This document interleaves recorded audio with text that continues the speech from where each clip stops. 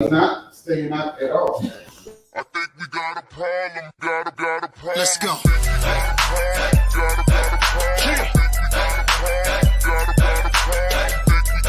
Get up. It's that club, baby.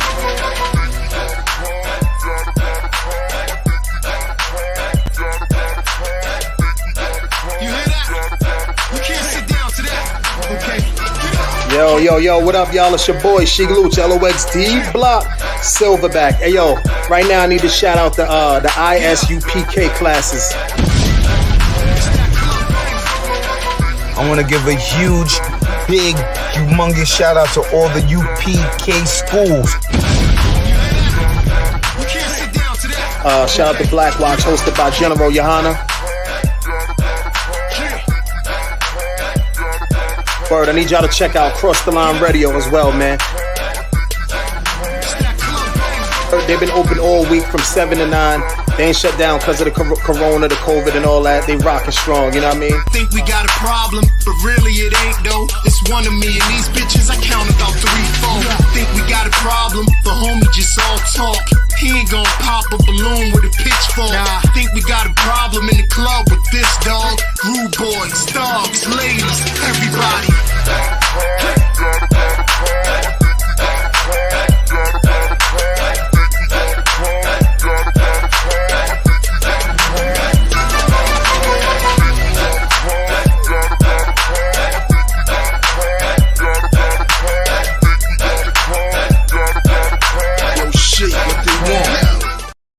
Yeah, that's right. We in the building again. This is the ISUPK. That's the Israelite School of Universal Practical Knowledge out of Harlem, New York. Since 1969, under commanding General Johanna, we've been sent out to teach the so-called blacks, Hispanics, and Native American people that we are the lost sheep of the house of Israel. Tonight's class, of course, is the big thing that's going on right now on the earth. Kanye West. Yay. As his name. Now, tonight's class is going to be about, we're going to dive into Mr. Ye. We're going to dive into some of the statements, some of the comments he made. You can tell that he's been listening to us. Anyone that says that they are of the lost sheep of the house of Israel, one of the 12 tribes of Israel, one of the lost tribes, that actually had come from us, right? So we're going to come back, and like I said, we're going to look at some of his statements. We're going to talk about it. And then we're going to examine the scriptures and see, is he correct based on the things that he's saying in the scriptures about us being the true Jews, all right?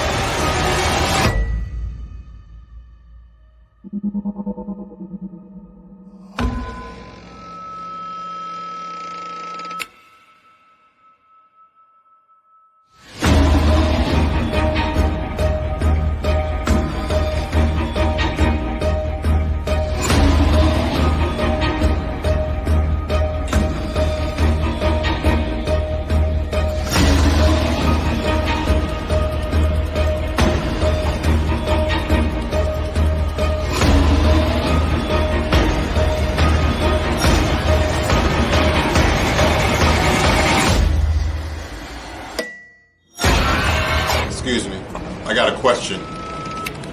Somebody give me Romans 13 and 11.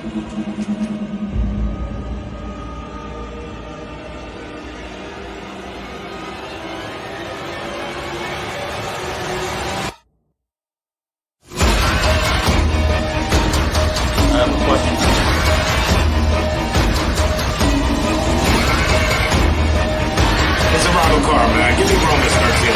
Khan, this is the book of Romans, chapter 13, verse 11. And that, knowing the time, that now it is high time to awake out of sleep. Brother, you need a water? Thank you.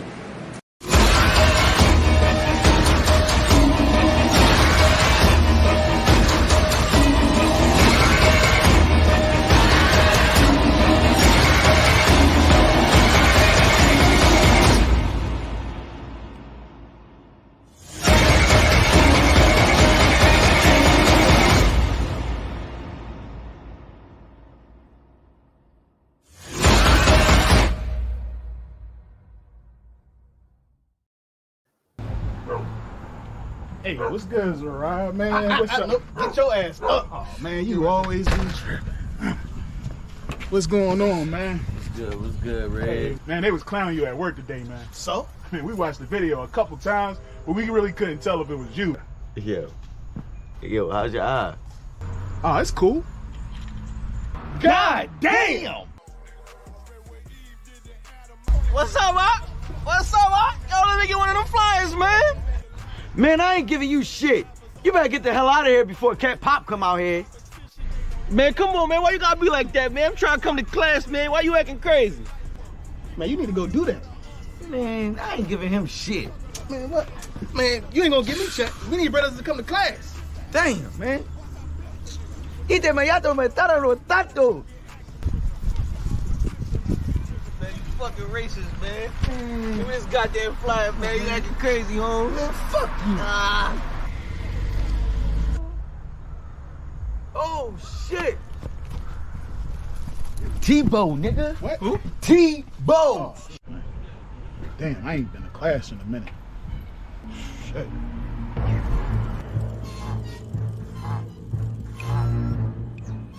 Oh, shit.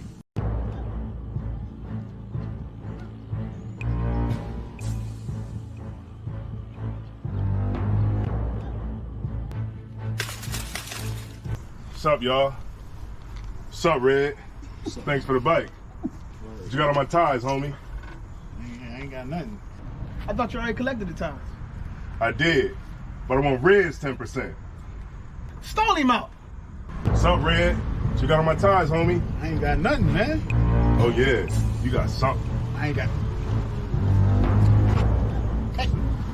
Hey, man, that's messed up, man. Shut your ass up or I knock your ass out. Yo, Tebow, man, that's messed up, man. Give him his money back. What money? Right now. What money?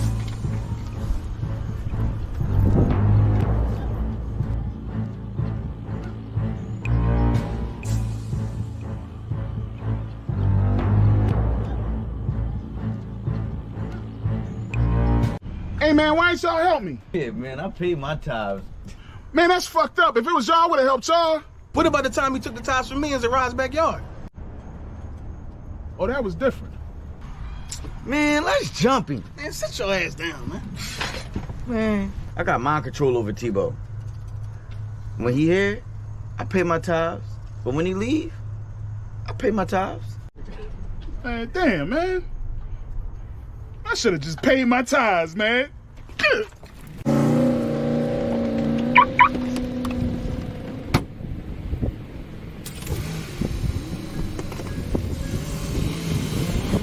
Man, that nigga gonna cry in the car. He should have paid his tithes. Shit, real shit. This shit is endless. What I speak is the truth. I don't care if it's offensive. 12 rounds hit hard, and this shit gon' go the distance. Way to exit cool, but wait till you see the interest. Know that we them niggas when we walk inside the entrance. Put me as the GOAT, you should be honored to get a mention. All my clips is standard, but I still get extensions. Switch on the big 30, sound like when it's spitting. Album so high, I had to give them an extension. One West till they bury me. Yeah, that's the commitment. Don't trust the soul, niggas purring or they hit thick shit. What I speak is the What's up, truth. y'all? I don't care if it's offensive. What's up, Red? Life that I chose, no turning Thanks for the back, bike. no endless. They don't You got on my ties, homie. God damn, man. What I speak is the truth. I don't care if it's offensive. God Life damn. that I chose, no turning back, no endless. They don't understand when we tell them no forgiveness. Tebow, nigga. Tebow. So you know this endless. I'm solidified and stamped. That's why I walk with a signet. I want to do. Good. Be like, man, that's fucked up. If it was y'all, I would have helped y'all. All right, word. Man, that's fucked up. If it was y'all, I would have helped y'all. Blameless. And if you ain't the same, I'm against it. Was born with the shit, the other half, I'm just gifted. 20 on me, wish a nigga would so I could spend it. Start from the branch, then I ain't at the soil. You got a peer on me, that'll leave your family trees for you. Can't catch you, then. All right, we back. All right, so y'all know that what's going on with Kanye West, right? Now the question is, what Kanye West is doing, right? What Kanye West has done and what Kanye West is doing, is it important? Is that important to the kingdom? Like, is that something that is a good thing or a bad thing? What you got on that? So, sir, I would say it's actually a good thing because it actually puts light on things that have been kind of kept in the darkness and blocked out and looked at as being just some run-of-the-mill, thing on the street just to be saying. Right. So, I heard one of the captains, I think it was Captain Cesariak, said it's kind of like a lightning rod. So that can kind of get that electricity, over on the eyes of the people who have really been telling the truth, and that's the ISUPK. Right. Let's get something straight and understand something, right? The only reason why we having this discussion, the only reason why Kanye West could say what he's saying is because he has been watching the ISUPK. And we're gonna prove it. You got that video I showed you pulled on Kanye? Watch this. I'm gonna prove it right now that he's been watching us. Go in that video, and I want you to go to 107. I want you to go 107 on that video, and I want y'all to listen to what he said. Start like 106 so we can run right into it. Shabbat, so do you want yourself on the screen and your mic unmuted so you can talk? Nah, it doesn't matter. I just want them to hear and understand that Kanye West has been listening to us. Matter of fact, all fake Hebrew Israelite camps have been listening to us. They're all a break off from us. It's every single one. But this is a good thing which Kanye West is doing, because now, just like you said, I like that illustration Captain Cesariak has given, because now look, everybody's talking. Everybody's talking about it. You got that? Getting that right now, sir. 106. Oh, Con. You start at 106. Let me see if I can pull him there. All right, go ahead. Comment. It's actually proving the exact point that I made. So many actors been bullied behind the scenes. So you even got people like Ari Emanuel asking people to not do business with them. That's how this town has been running for so long. They'll mute you. They'll try to mute you at all costs. They can't cancel Kanye. What's he say? They can't cancel him. I mean, you definitely. Look at that. Even. It's actually proving the exact point that I made. So many actors been bullied behind the scenes. So you even got people like Ari Emanuel asking people to not do business with me. That's how this town has been running for anybody so long. That says they're Israelite, it had to come from us. They can't cancel Kanye. What's he say? They can't cancel him. I mean, you definitely. 126 again. Did he say the priest? Look at that. Even God's on your side, man. Yes, God it's is hard on for me all to our hear. side. God is alive. Amen. So even though master control, remote control. 107. It may be a different. Yeah, they could have be switched up a little bit, but let me just give y'all some insight.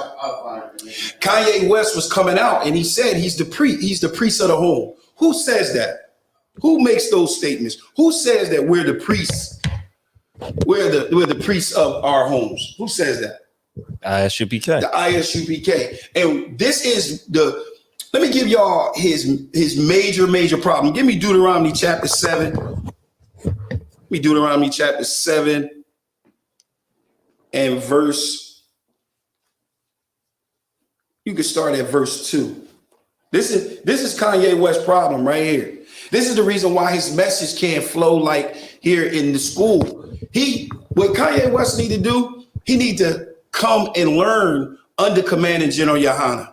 Pay his tithes under Commanding General Yohana. That's what he need to be doing. But this is Kanye West's problem right here. Read. The book of Deuteronomy, chapter 7, verse 2. You can bring me back up too. Mataja, you can bring me back up. Read. And when the Lord thy God shall deliver them before thee, thou shalt smite them and utterly destroy them. So what he was talking about was once he Once we were established and we was in our kingdom, right? And we began to walk in this covenant, the Most High saying, when he deliver us, and after he smite them and utterly destroy the other nations for Israel's sake, read. Thou shalt make no covenant with them. Thou shalt not make no covenants with them. A marriage contract is a covenant. Read that again. From the top? No, Salaki, right there. Thou shalt what? Thou shalt make no covenant with them. None. Read. Nor shew them mercy unto them. Or show them mercy. Read. Neither shalt thou make marriages with them. Read it again. Neither shalt thou make marriages with them. So the scriptures is going completely against America's culture. And it's saying we don't supposed to make marriages with them. We don't supposed to make marriages with anyone outside of our nation. Right? Read. Thy daughter that thou shalt not give unto his son, nor his daughter shalt thou take unto thy son. So we are commanded by the Most High not to take the other nations, because when you take the other nations, you know what you're going to start doing? You're going to start worshiping and serving their God. Watch, read. For they will turn away thy son from following me. This is the reason why when Kanye West is talking, right? And it always goes back to everybody. It always refers to everybody. Now he'll go in hard and say he had to save his people, but it'll always go back to Kim. It'll always go back to Kim. It'll always go back to Kim, right? So what has happened is this is what has happened to Kanye West. He has made a covenant with them. He has married the other nation. And because he's had married the other nation, verse 4, read it again. Verse 4, for they will turn away thy son from following me. That's what they have done. Read. That they may serve other gods. This is the reason why what's his name? Reggie Bush's wife, mother took her child from among them people. These people have issues. These people have problems. These people are wicked. This is Esau. Remember, this is the place where a man was living and he decided to change his gender and become an old woman. He became an old lady. He didn't become a lady. He became a grandmother. like what the hell is going on in that house? Right? Read. So will the anger of the Lord be kindled against you and destroy thee suddenly. This is what has happened to our people. And now this is the reason why you have Kanye West saying that, hey, listen, he has to save his people. But Kanye West, you can't save your people.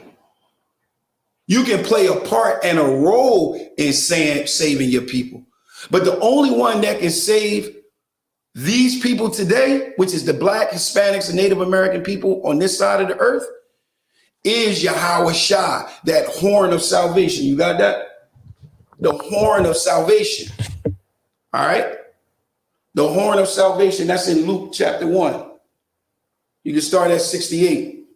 This is salvation. And then we're going to get into why we know for a fact that the Jews are black. How we know for a fact that Yahweh Shah, which is known to the world as Jesus Christ, he's black. How do we know this? Is this true? What is the case? Read. The book of Luke, chapter 1, verse 68. Come on. Blessed be the Lord God of Israel. Come on. For he hath visited and redeemed his people. Read.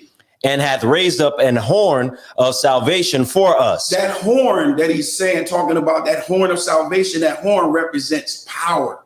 All right? A horn of salvation. Read. For us in the house of his servant David. And who? In the house of his servant David. So in order to understand and realize that the Jews is black, we're going to examine David. We're going to examine the lineage of the Israelites. We're going to examine the genealogy and everything of why we're saying. Now, I did a class like 2 weeks ago that I recommend everyone go back and look at it. It talks about Esau returning back on earth, and it shows again how we were people of color. It shows that. What else you got on that? Verse 70 says, as he spake by the mouth of his holy prophets, which have been since the world began. Come on. Verse 71, that we should be saved from our enemies. Say what? that we should be saved from our enemies. This is what Kanye West is speaking about. He's speaking about that we should be saved from who? Our enemies. From our enemies, read. And from the hand of all that hate us. And from all of them that hate us. And the problem is he can't balance it. He don't understand. This is why his message can't flow. When they asked Kanye West, they said, you can't say that all Jews are bad. Jewish people are bad. Right? Ain't that what they asked him, right? Something like that. They asked him, they said, why don't you just narrow it in on the business part of it? But you can't. You know why, Kanye? You know why you can't flow with that? Because you can't come in here and be trained so you can understand how to illustrate what you're trying to say. All right? That's the problem. What you're trying to say, you can't illustrate it because you don't know how. You have to be trained. You need to come here, get in class, but not what? Get a name. We're gonna get rid of that yay. We're gonna give you a real Hebrew name, right? And we're gonna get you right. All right, so look. Damn right. Let's get on into it. All right. I want you to go to Genesis. Because the first thing we have to do, we gotta establish some things. I've been through this, but we're gonna hit it again, right? I want you to go to Genesis chapter 1, and I want you to read verse 11.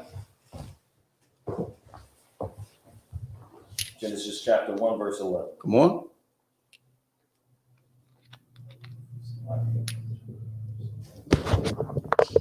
The book of Genesis chapter 1, verse 11. Come on. And God said, let the earth bring forth grass, come on, the herb yielding seed, and the fruit tree yielding fruit after his kind. Read that again. And God said, the fruit. I want you to go after that seed and the fruit. Read. And the fruit tree yielding fruit after his kind. After what? After his kind. After what? His kind. It's very important to understand that a seed is what? His kind. After his kind. Every seed is after his kind. Read. Whose seed is in itself. Whose seed is in itself. Read. Upon the earth, and it was so. All right. So understand, everything is a seed after its own kind. Verse 12. Verse 12. And the earth brought forth grass and herb yielding seed after his kind. After what? After his kind. After what? After his kind. It's very important to understand every seed is after its own kind. Let me explain this to you. When you're dealing with someone's ethnicity or you're dealing with someone's gender, that is determined by the man. That is determined by the seed. That is determined by the seed that I carry. That I carry, right? I'm gonna prove that. I'm gonna prove it. This is a hip shot. We're gonna go to Hebrews. Give me a sec.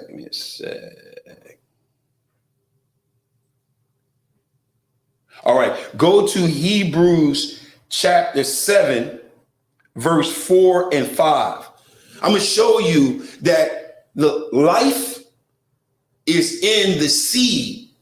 It's a seed after its own kind. The sperm is that seed, and that seed is after its own kind. All right, and it's within itself. Like for instance, a seed. If you take a seed and you plant it in the earth, the seed, it grows and manifests from what's inside of it, not from what's outside of it. So whatever the seed is, it manifests what it is. All right? You got that? Hebrews 7? Hebrews 7, verses 4 and 5. Kind out of one kind. The book of Hebrews, chapter 7, verse 4. Now consider how great this man was, unto whom even the patriarch Abraham gave the tenth of his spoils. So he's talking about Melchizedek. He's talking about the king of Salem, the king of peace. All right. So he's saying, now consider how great this man was, who unto whom even the patriarch Abraham gave a tenth of his spoil. So after Abraham came back from that war, he gave Melchizedek a tenth of his spoil, right? Read. Verse 5. And verily, they that are of the sons of Levi. Verily, they are the sons of Levi. Now listen, the sons of Levi came. Remember, you got Abraham.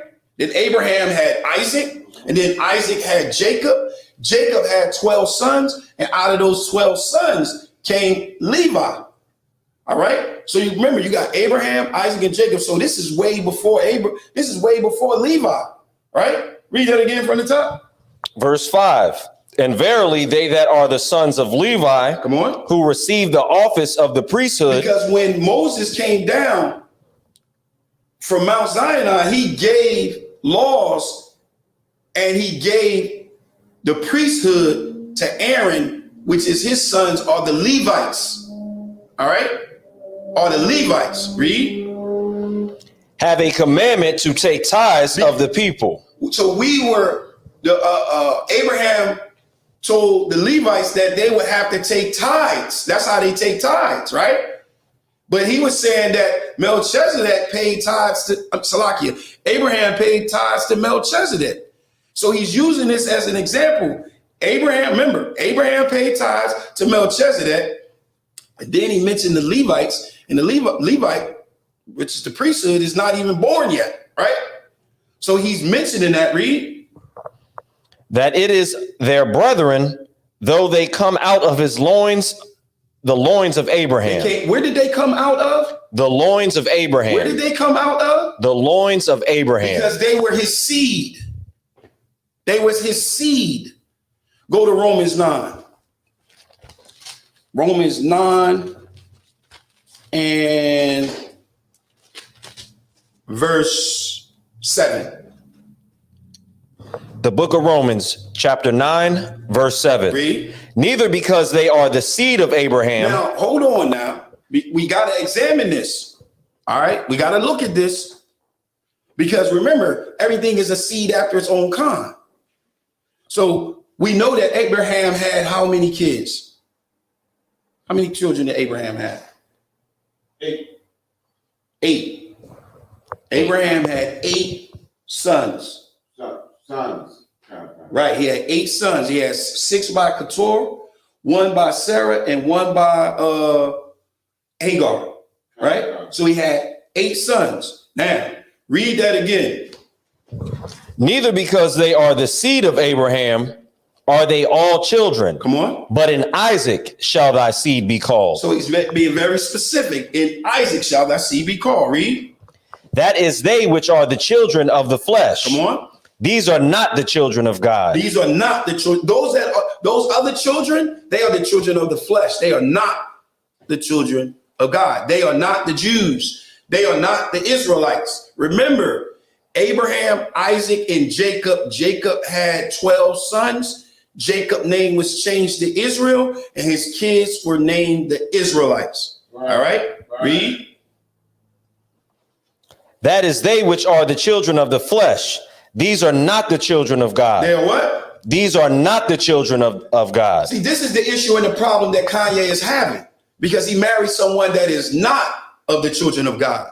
He married someone that was of the seed of Abraham. I got to check her ethnicity. She could be the seed of Abraham, but she's not the seed of who? Isaac.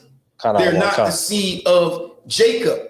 And Jacob, Israel had 12 sons and they became the Israelites. What you got? I think her father is Bruce Jenner, so that would make her. No, her dad ain't Bruce Jenner. Oh, okay. Yeah, he's some lawyer boy. But go ahead, read. But the children of the promise are counted for the seed. The children of the promise is counted for what? For the seed. For the seed. Remember, every seed is after its own kind. Now, before we're going to dive into these scriptures, we're going to look at some literature. All right. We're going to go outside of the scriptures and we're going to examine the literature. So the first thing we're going to examine is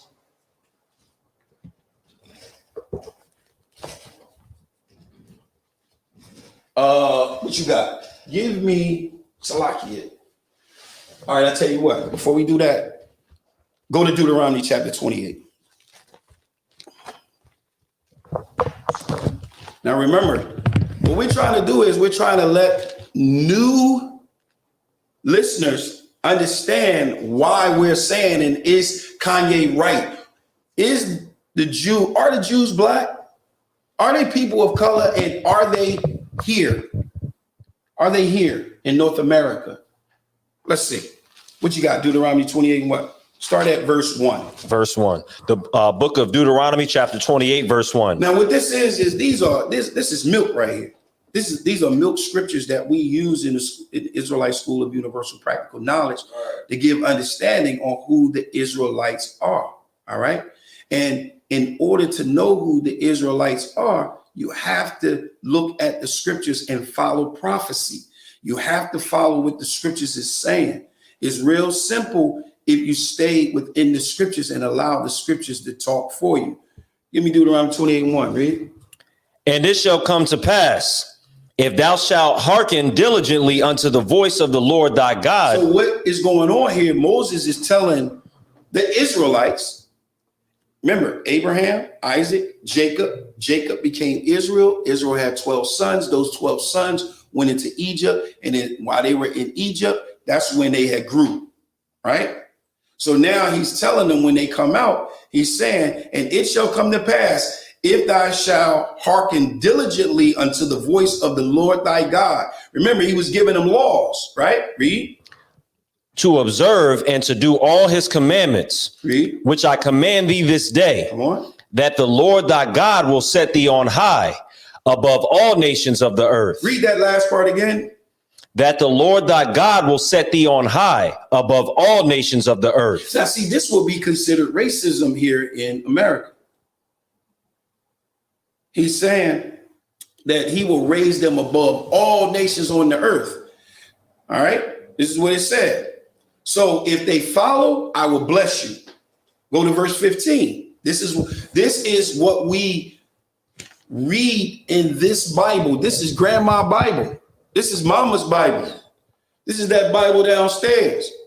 And we don't pick it up and read it. It becomes like a lucky charm or something. It's just sitting on the table. All right. So now remember, he told them, if you follow my commandments, I'll bless you. And then from verses 2 to verses 14, he tells you all the blessings that he would give you. But then when you get to verse 15, listen to what he says. Read.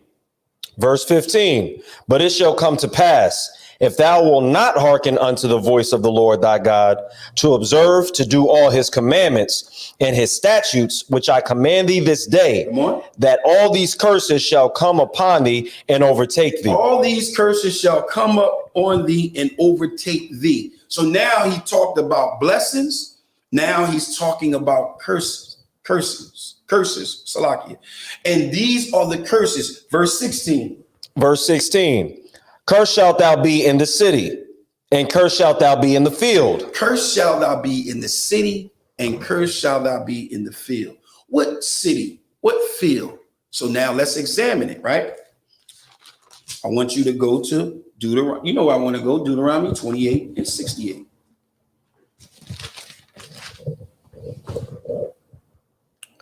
Verse 68. And the Lord shall bring. Remember, this is a curse. This is a curse. All right. And he said, if you do not follow my laws, my statutes, and my commandments, which the Christian church teach us not to follow, he's saying, I will curse you.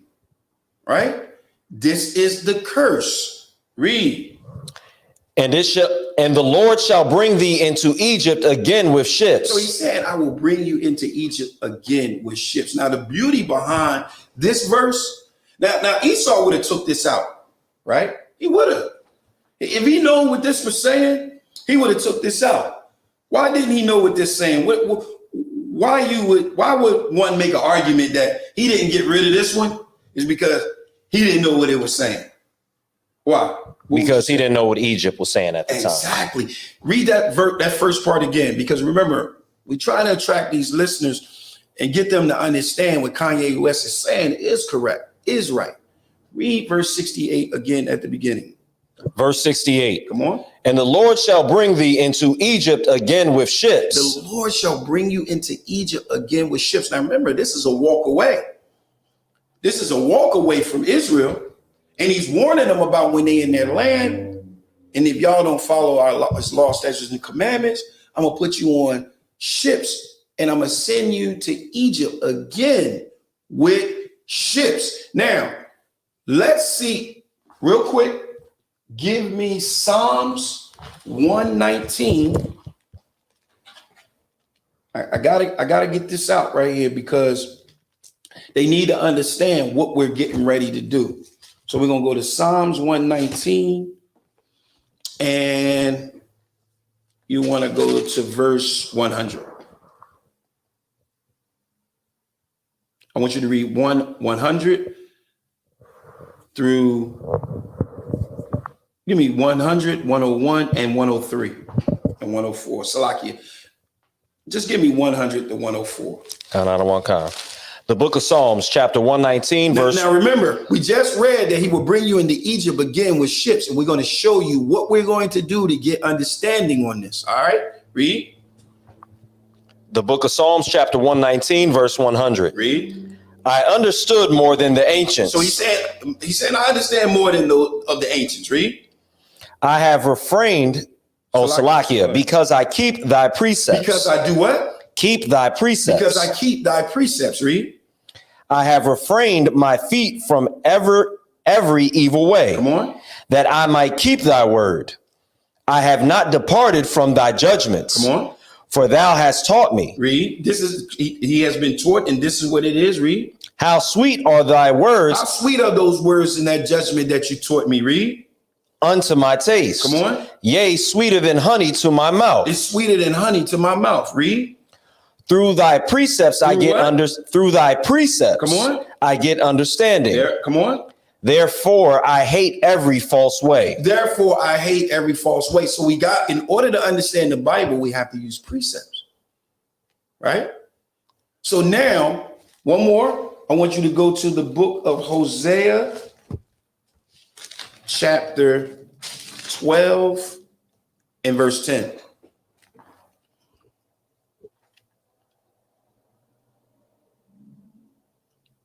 Almost there.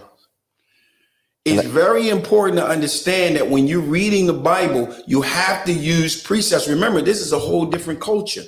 So in order to understand anything from someone else's culture, you have to understand how they use the words. And this is how they used it. You got it? Read. The book of Hosea, chapter 12, verse 10. Come on. I have also spoken by the prophets. Now, Moses is a prophet, and the Most High revealed these things to him. So this is why he says, I have also spoken by the prophets. This is what the Most High is saying. Read. And have a multitude and have multiplied Salakia visions. So he has multiplied visions. So he's giving visions, and out of one vision, he can multiply that vision. You can get multiple understandings out of that vision alone. Read. And use similitudes. And use what? Similitudes. Come on. By the ministry of the prophets. So he used similitudes by the ministry of the prophets. So let's look at one of these similitudes. Let's look at a precept to give us understanding on when he says, I will bring you into Egypt again with ships. When he said, I will bring you into Egypt again with ships, what did he mean? Exodus chapter 20 and verse 2.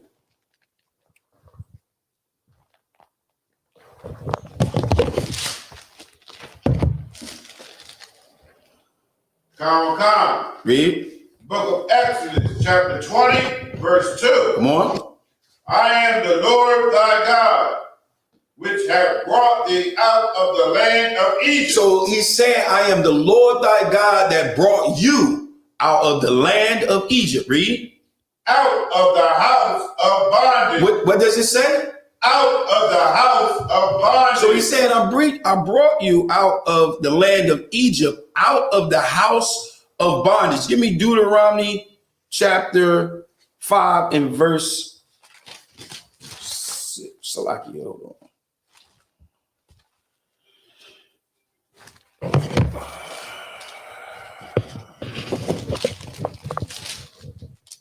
Verse 6. Come. Deuteronomy chapter 5 and verse 6. Read. The book of Deuteronomy, chapter 5, verse 6. Come on. I am the Lord thy God, which brought thee out of the land of Egypt. Brought you where? Out of the land of Egypt. Out of the land of Egypt. Now we're going to use this precept to get understanding, once again, what Egypt means. Read. From the house of bondage. Out of the house of bondage. Now go to Deuteronomy 68. Listen, we're not crazy. We're not making this up. This is what it's saying. We know that Egypt is a walk away. We know that. But the Most High put it in there like that to hide it from those that he wasn't talking to. Remember, this is the reason why he speaks in parables. All right. Read. And the Lord shall bring thee into Egypt again with ships. So he's gonna bring you into bondage again with ships. Read. By the way whereof I spake unto thee. Come on. Thou shalt see it no more again. All right, read. And there ye shall be sold unto your enemies. So you're going to be sold unto your enemies. Read. For bondmen. Come on. And bondwomen. So the act of you being the selling, the act of you being selling is going on, you were sold. I want to make sure that that's clear, that this scripture is saying that you will be sold, and you will be sold to who? Your enemies. And didn't we read in Deuteronomy 60, Luke 1, and I think 74, that we had to be saved from our enemies and from the hand of those who hate us? Right? So it says when you get into those ships, right? You're going to be sold to your enemies for bondmen and bondwomen. Read. And no man shall buy you. You're not going to be redeemed. Remember, it can't say both. It can't say you were sold and then it says no man shall buy you. It's a contradiction. But if you don't understand the scriptures, then you're going to come with some nonsense that we was trying to sell ourselves or we sold out some nonsense, right? But this is clear. This is in the Bible. So when we are brought into bondage again with ships and sold to our enemies, when we're sold to our enemies, how would that take place? Let me show you. Deuteronomy 28 and 32.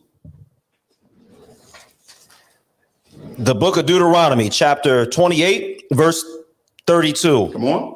Thy sons and thy daughters shall be given unto another people. Thy sons and thy daughters shall be given to another people. Read. And thine eyes shall look and fail with longing. Let me ask you a question. Who was put on ships?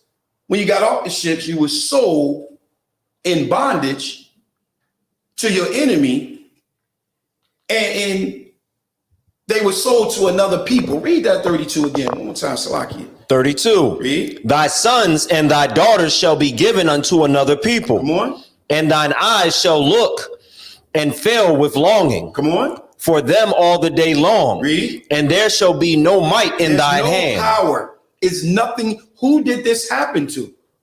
It happened to us. But it's saying that this was going to happen to the Israelites. So this is saying, if this is saying this was going to happen to the Israelites, this is how you identify them. You about to say something? You had something you want to say? All right. So now we know that they're going to be put on ships and they're going to be shipped to the four corners of the earth. They're going to be scattered into bondage, right? And when they're scattered into bondage, their sons and their daughters are going to be given to another people. And when those sons and daughters are given to another people, they're going to be taught something. This is what they're going to be taught.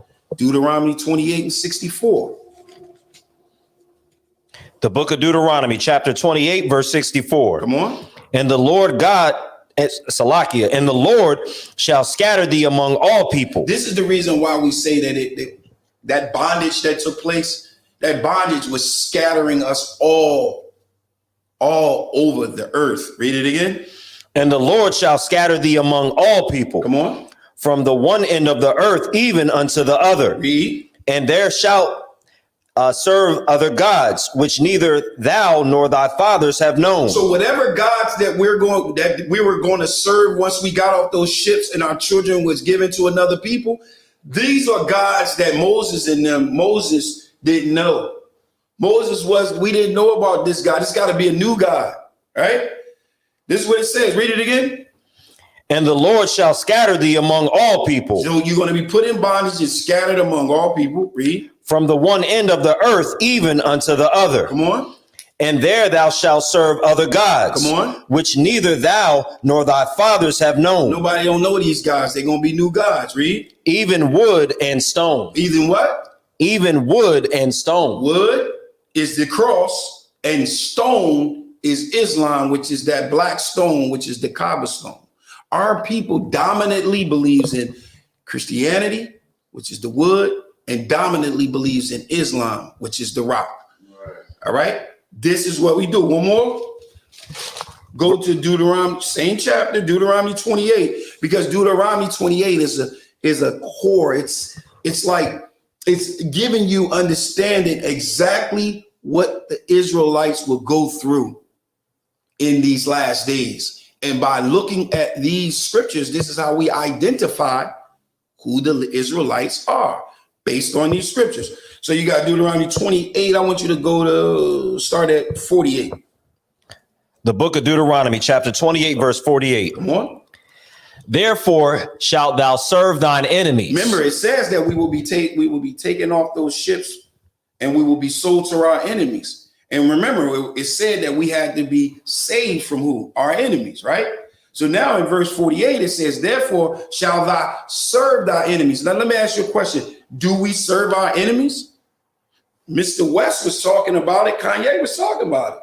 He said that there's a particular group of people that control 90% of everything. And that one video, the one that you had pulled, Mataji, he was talking about movies. He was talking about music. He said that these certain people control everything. So therefore, we're going to have to do this. Read it again from the top, 48. 48. Therefore shalt thou serve thine enemies. Come on. Which the Lord shall send against thee. Come on. In hunger. Read. And in thirst. Come on. And in nakedness. Come on. And in want of all things. Now, let me ask you a question. Do we serve them and we go to them for all things? Yeah, right. God. We can go to clothes. We can go to a number of things, but I'm going to go to flushing your toilet. In order to have a fresh house, to flush your toilet, you got to go to them. They control the water company. They control the water supply. They control the sewage. They control everything.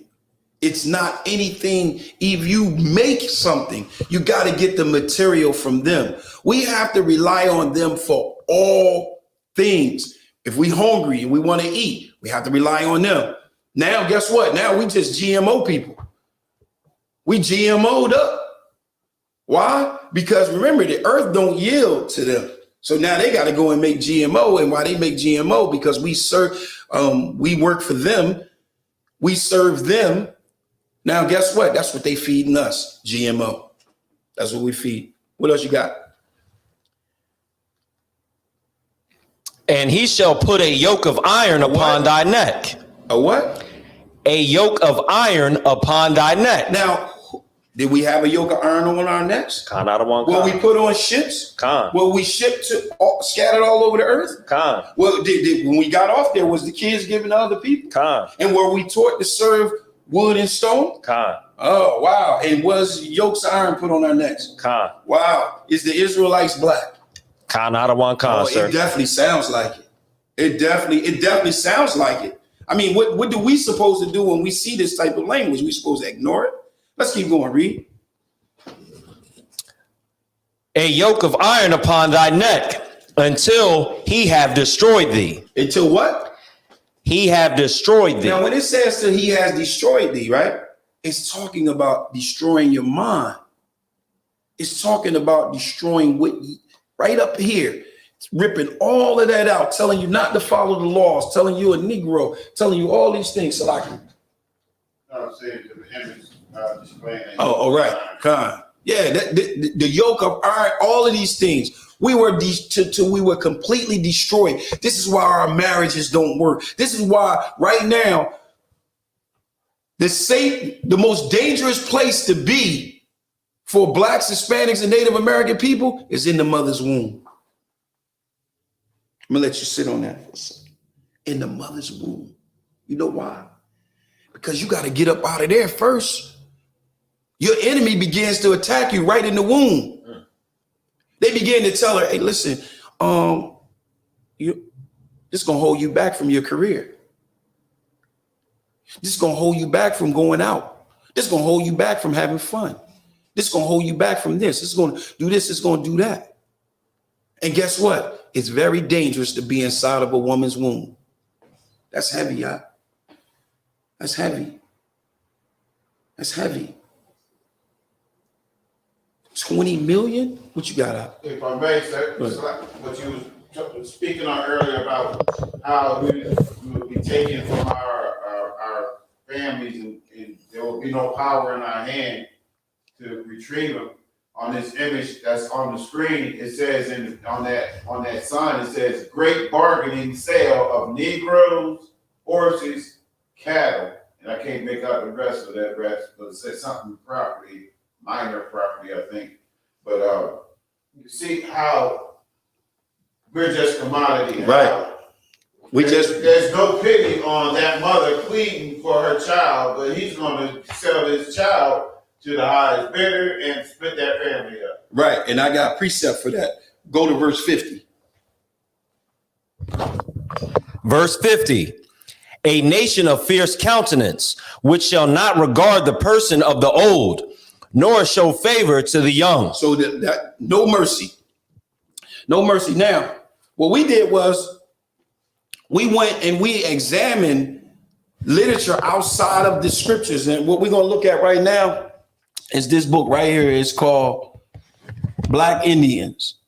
All right. This is a book, right? Now, in this book, we're going to go to page 29. 29, right?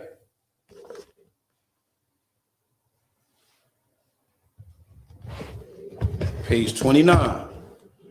Now, I want you to read right here, the paragraph right there. I'm gonna put it up.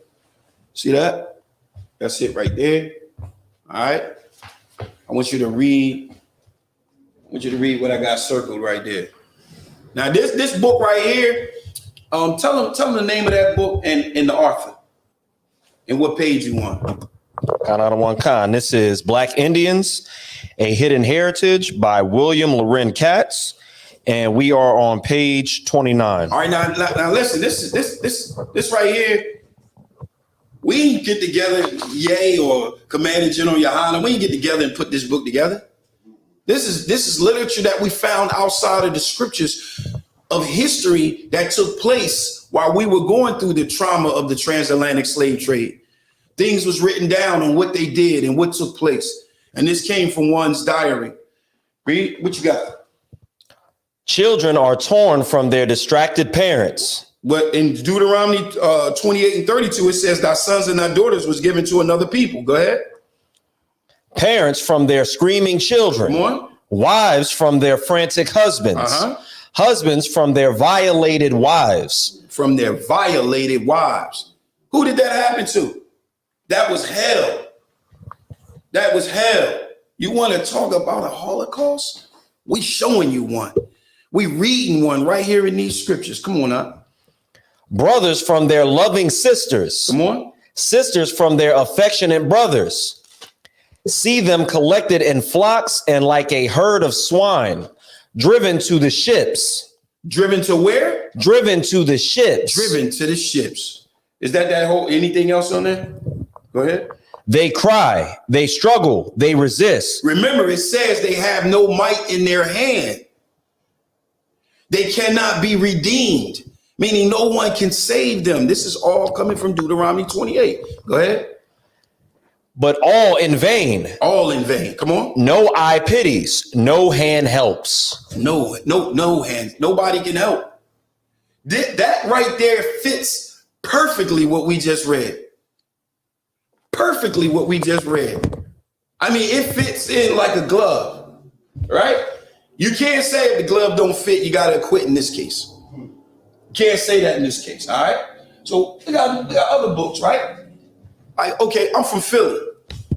I'm from Pennsylvania, right? I'm from Philly. And what we're looking to see, what are they saying about these Israelites? What are they saying about Are we the real Jews? Is the Jews black? So we looked at Deuteronomy 28. Now we're going to look at some literature outside. Now, what this is, like I said, I'm from Philly, and this book is called The 10 Lost Tribes. All right. And the page he's going to read from is page 2. We're going to get I call this a first-hand account. First-hand account. All right. Now, I'm from Philly, right? And we're about to read about Philly. We're about to read about Pennsylvania. All right. I want y'all to listen carefully. Now, remember, this is literature that's outside of the scriptures. These are things that took place while we were in the midst of the transatlantic slave trade, while they were changing our language, while they was ripping us from our children, while they were ripping us from our loved ones. All right. This is what took place. All right. Literature outside of the scriptures. What you got? This is The 10 Tribes of Israel by Timothy R. Jenkins, and we'll be reading from page 2. Read. The following is from J.J. Morbert's History of Lancaster County, Pennsylvania. So this is about Lancaster, Pennsylvania. Like I know exactly where that's at. All right, read. Page 68 being an extract from a letter written by William Penn to the committee. It's a what? Extract. It's an extract of what? From a letter. From a what? A letter. So this is a letter. Nobody's going to write in the letter and be lying in the letter to send him to the letter. He's writing in the letter what's going on. He's writing in the letter what he's saying. He's writing a letter to William Penn. All right, go ahead. Written by William Penn to the committee. Salakia, written by William Penn to the committee. Go ahead. Of the Free Society of Traders. Come on. In London, England, 1683. So this took place in 1683. William Penn wrote these words. Come on. He states the origin of the North American Indian. The who? The North American Indian. The North American Indians, which is Gad.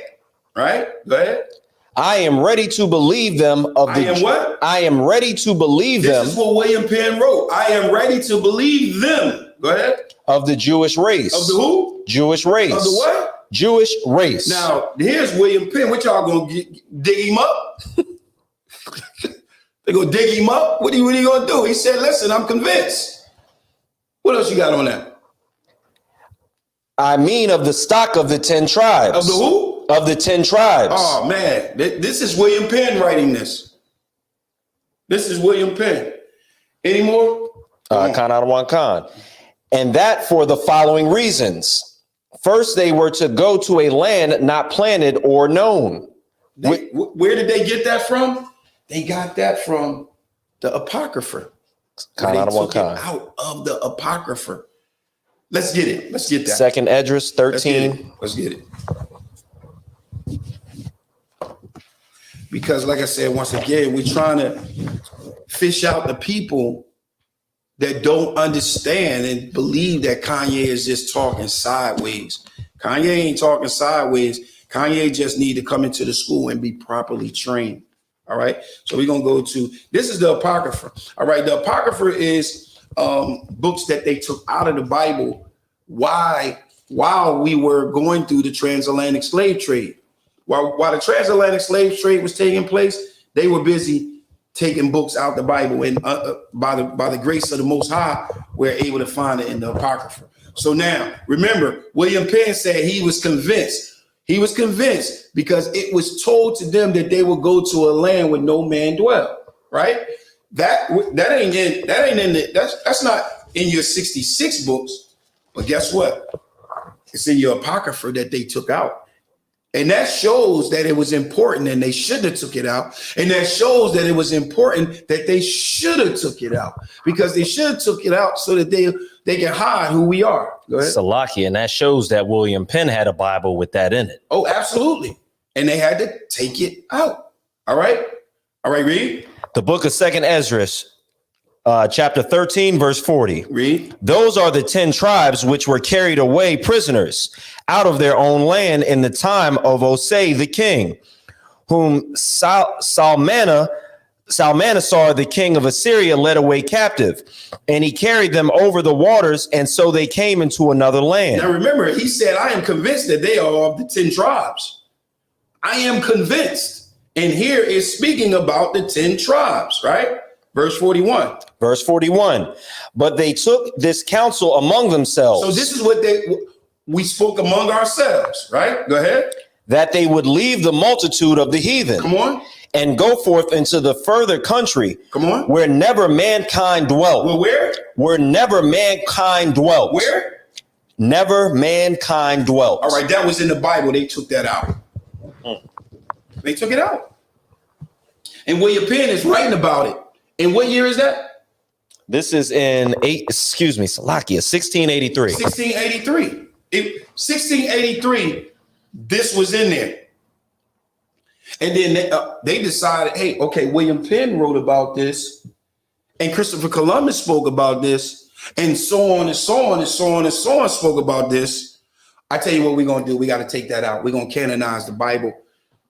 And they took it out.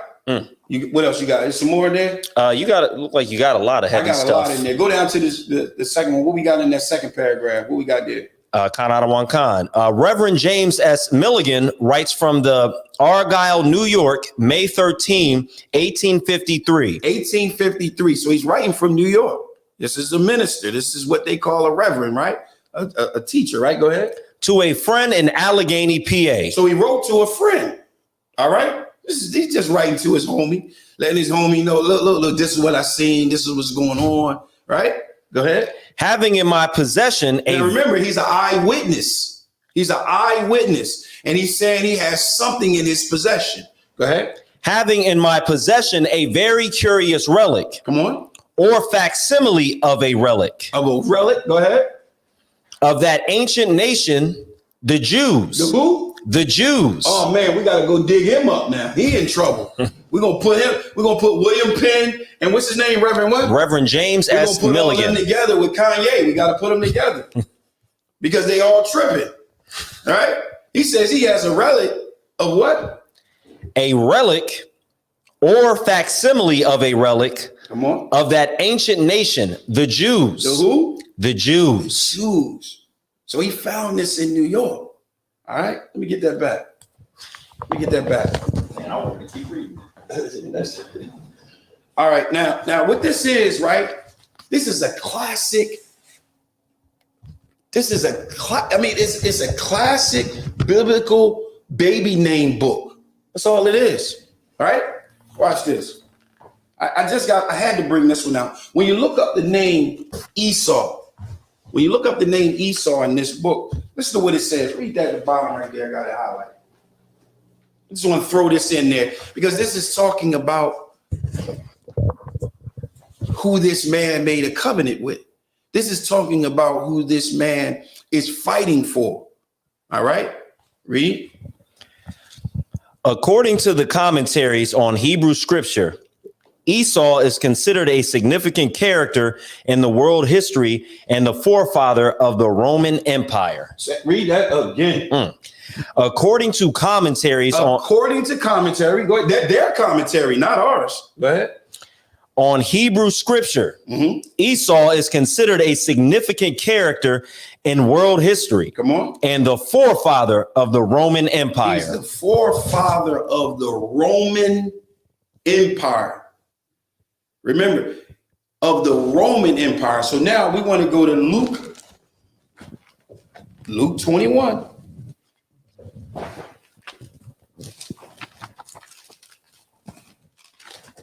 We're going to go to Luke 21 and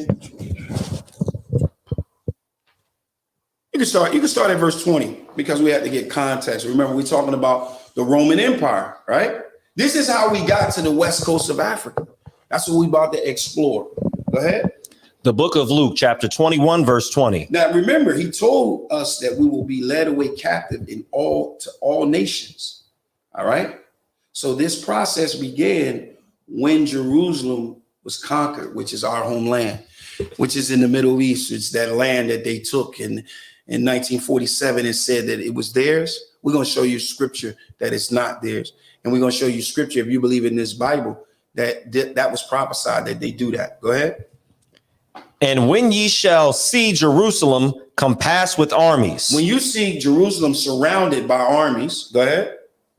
Then know that the desolation thereof is nigh. So when you see that take place, this is what Yahushua, which is known to the world as Jesus Christ, he's telling them, listen, when you see us surrounded by the Romans, then know that destruction is near. It's close by. Read. Then let them which are in Judea flee to the mountains. So then those that are in Judea flee, leave out. The mountains surrounded us. The mountains separated us from what we will call today Africa or Egypt and all of those things, right? So he's saying if you're in the midst of there, flee to the mountains. Read. And let them which are in the midst of it depart out. So if you're in the midst of it, get out of there. Go ahead. And let not them that are in the countries enter thereinto. So if you outside of Jerusalem, don't go back in there. Just don't go back. Go ahead. For these be the days of vengeance. Come on. That all things which are written may be fulfilled. So now all of those things that we read about in the book of Deuteronomy, the book of Leviticus, everything that we took place, Jeremiah 3:18, all of these things that have to take place from the book of Isaiah, the book of Daniel, Daniel 12, all of these things. In order for these things to take place, this has to happen. Read that again. Then let them, Salakia, for these be the days of vengeance. Come on. That all things which are written may be fulfilled. This is how all things will be fulfilled. This is how the 12 tribes will come back together. All right, read. But woe unto them that are with child. Come on. And to them that give suck in those days. So he's saying destruction to those that are, if you have a child or you have a baby in those days. Remember, we're going to be attacked. He's saying you're going to be surrounded and you're going to be attacked. Read.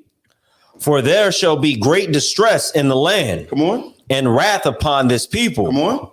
And they shall fall by the edge of the sword. Come on.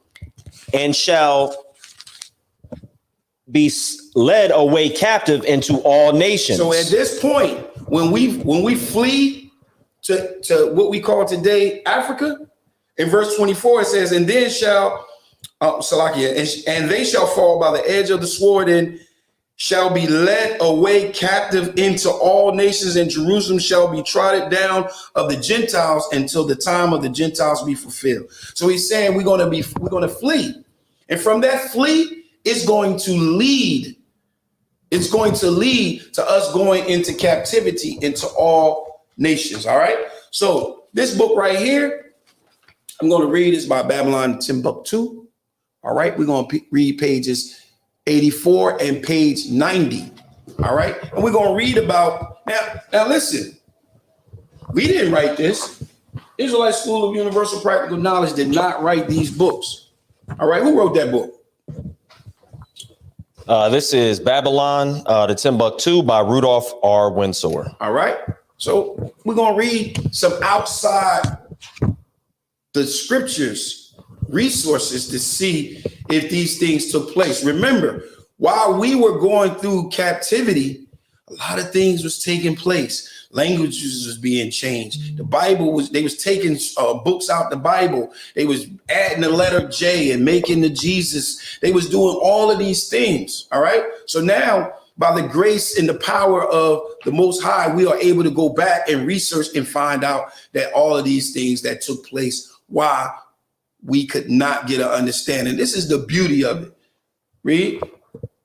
In the year 65 BC, in the year 65 BC, come on, the Roman armies under General Pompey captured Jerusalem. In 70 AD, General Vespasian and his son Titus put an end to the Jewish state. Remember, he said we will be compassed, right? Verse 21, and then they which are in Jerusalem flee. Verse 20, it says, and when ye shall see Jerusalem compassed with armies, right? Read that one part again. About 70 AD. In 70 AD, General Vespasian and his son Titus put an end to the Jewish state. Come on. With great slaughter. With great slaughter. So that great slaughter would take place in verse 23, where it says, but destruction unto them that are with child, and to them that give suck in those days. For there shall be great distress in the land, and wrath upon these people. Go ahead. During the period of the military governors of Palestine, many outrages and atrocities, Salakia, were committed against the residue of the people. Come on. During the period from Pompey to Julius, it has been estimated that over 1 million Jews fled. How many? Over 1 million Jews fled into Africa, fleeing from Roman persecution and slavery. Remember, he says in verse 21, then let them which be in Judea flee to the mountains. That's going into Africa, right? That's what he's doing. So he said that Africa was filled with slaves. Anything else on that?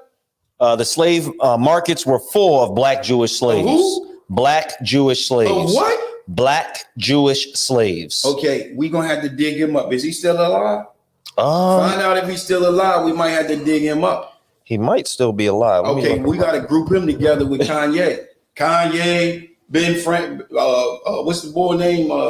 Benjamin Frank. What's Reverend Milligan or something? Yeah, ain't that his name? And William Penn. We got to get these people together because according to these books, according to this literature outside of the scriptures, we have a whole lot of yays. It's a whole lot of yays going on. It's what is going on here, right? So now we got that, right? Salaki. Let's touch on this. All right. Can you tell them what that says? Mataziala, what does it say?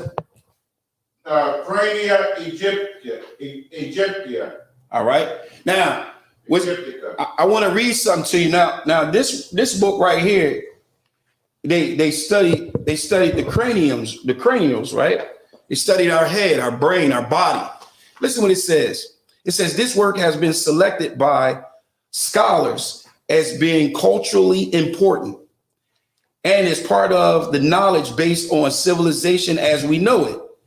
This work was reproduced from the original artifacts and remain as true to the original work as possible. Therefore, you will see the original copy, reference, library stamps, as most of this work has been housed in our most important libraries around the world. All right, so it's been in here, right? So what they did, they studied this. Here you go. They studied this, and he's going to read. This is they took an insert from this book and put it in this book. All right. So here you go. Read the name of the book. Give him the page that you want, because we gotta. Whoever wrote this and the other page, right? Whoever wrote that book, we got to put them with Kanye too, because he got something heavy to say. Go ahead.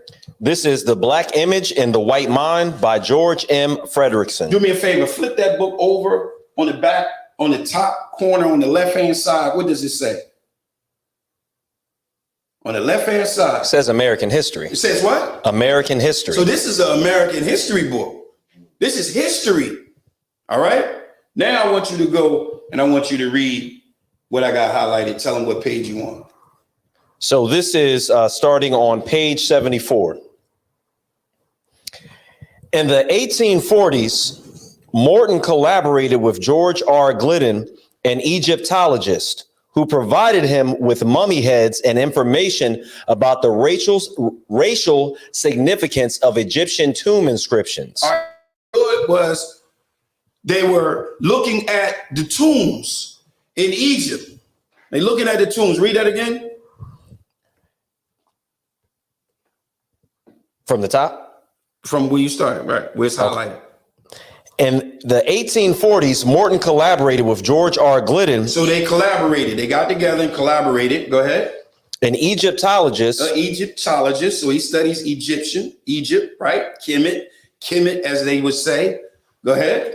Who provided him with mummy heads and information about the racial significance of Egyptian tomb inscriptions. All right, so we checking out these tombs, we checking out these scripts. I mean, the skulls, and he's sharing it with them because they're researching it. They're trying to see who these people are. Go ahead.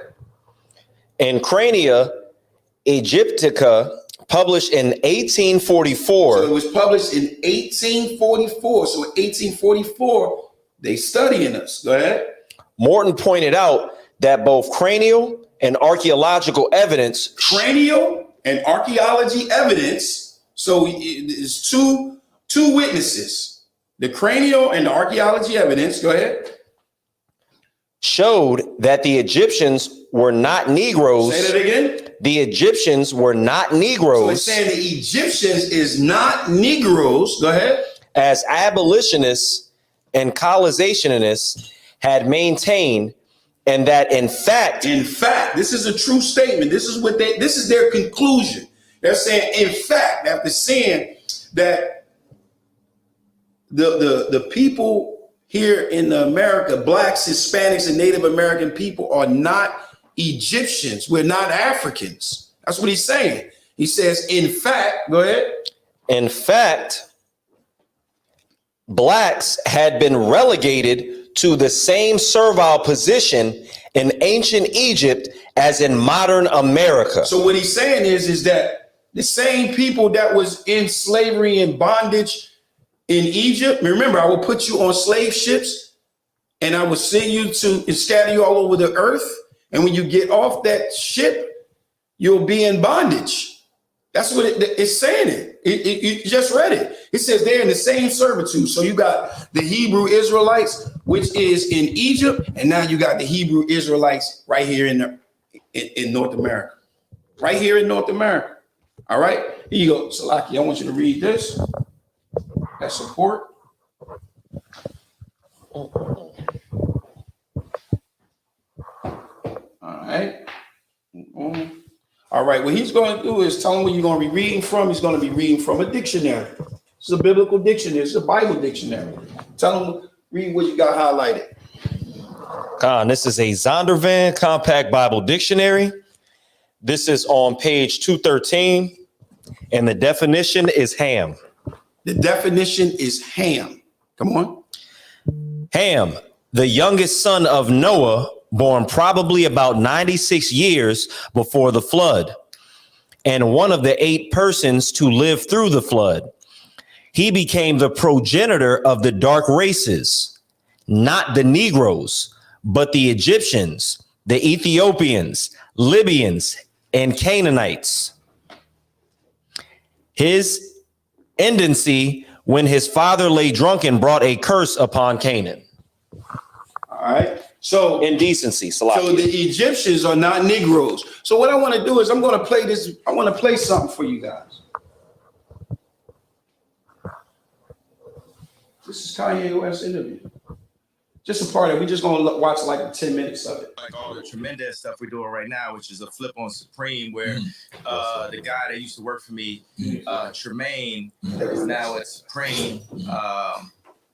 And, you know, we can go into that a little bit later. But the main point is, so I took it over to Dove Charney at LA Apparel, and he founded Los Angeles Apparel.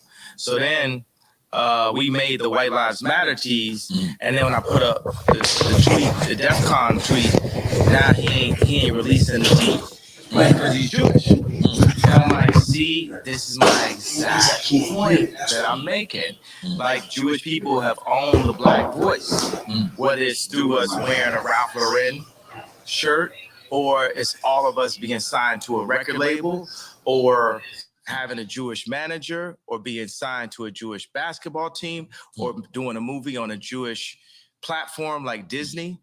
And we understand it's like, I respect what the Jewish people have done and how they brought their people together. You know, they came into money through the lawyers when after Wall Street, when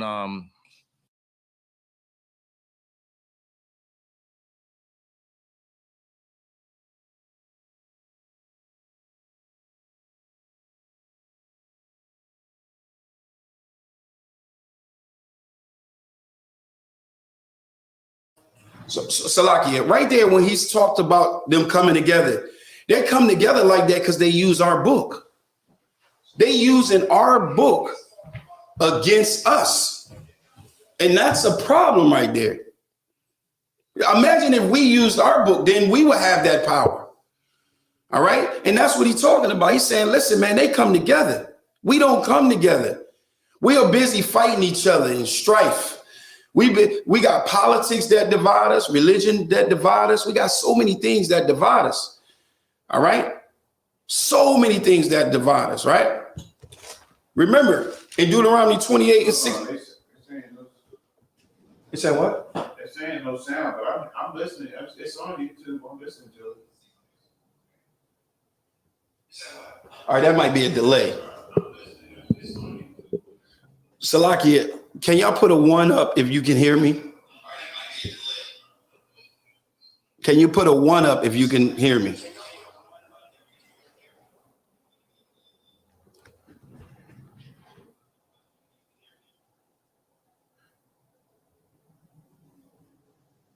You sure they can hear me?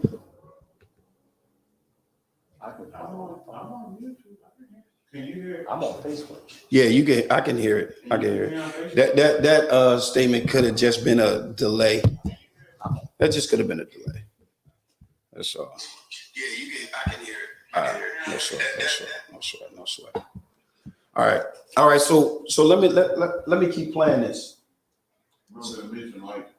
Make sure.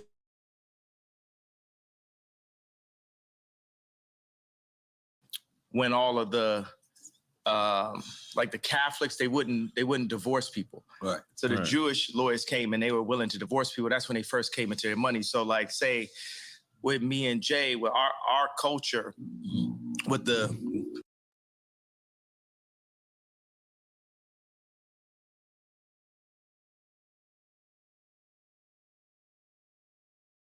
but a different kind of animal here. You know, everybody wants to say I'm 730. Well, I'm going to use that to my advantage. I told y'all I was the leader. I told y'all I'm going to free my people in the name of God. And I will put my life at risk because if I wasn't in a glass prison, just like Larry Hoover's in a real prison, then I would have had to say so when my kids go to school. I go into my kids' school, I see Hanukkah books, then I see Kwanzaa. Christmas is Christ's Mass. Where's Jesus in the school where all the celebrities are paying for their kids to go? Cell? I'm sorry. What did you like, hey, I'm talking about. Right. But ain't nobody listening to me type shit. You know what I'm saying? I'm in like a glass box of like celebrity with a bunch of handlers around me and shit. And people colluding behind my back and being like, is he ramped up? What we gonna say now? What I told y'all, because I talked to Larry Jackson last night and he was like, yo. From iTunes. Yeah, but now he's got his own deal. He started telling me how Clive Davis changed his life. And I talked to him for 6 minutes. He said, well, usually we talk back and forth. I said, Larry, this is my life, though. I'm letting you know so you can let everybody know what it is. What it is at this point. You know what I'm saying? It's like, I'm not afraid. I'm not afraid of y'all no more. And we don't have to be afraid. I understand that they got us so paid off every which way. They cutting down. And my whole point just off the tweet, the fact that, what does that even mean, what I said? And the fact that I got taken off proves my point. Jamie Lee Curtis went on TV and said, I hope they take his children away from him. Wow. I hope they take his children away from him. Everybody they put out, Triple X, Tupac, that's what Larry was saying. Right. My response was, well, I guess I'm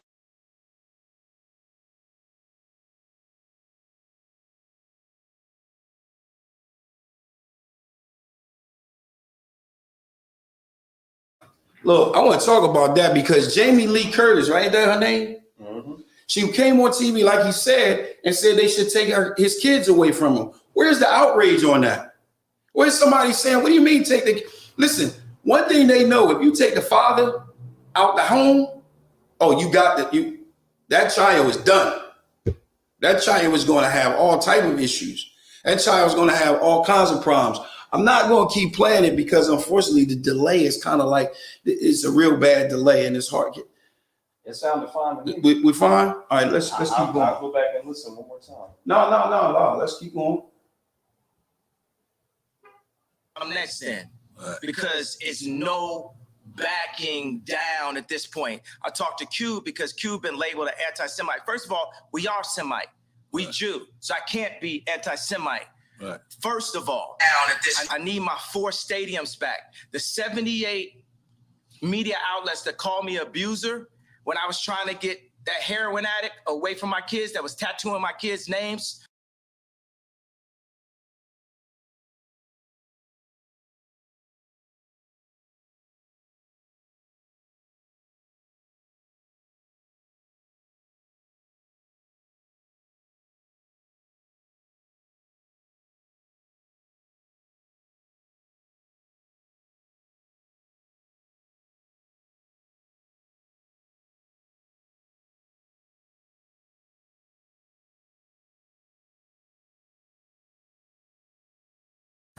All right, Salakia.